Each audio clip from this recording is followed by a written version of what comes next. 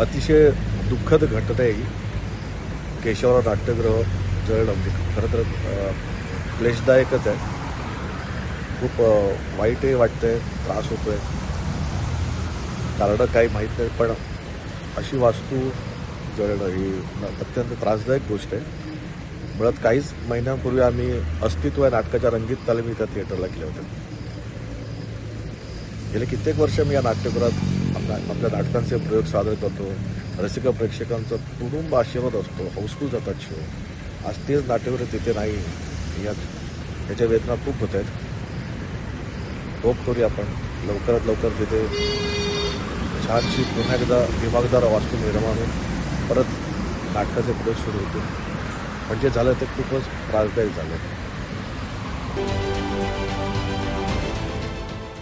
देश विदेशातील प्रत्येक घडामोडींचे लाईव्ह अपडेट मिळवण्यासाठी आता साम टीव्हीच्या सर्व सोशल मीडिया प्लॅटफॉर्मला लाईक, फॉलो आणि सबस्क्राईब करा. तसंच सर्व नोटिफिकेशनसाठी बेल आयकॉन प्रेस करायला विसरू नका.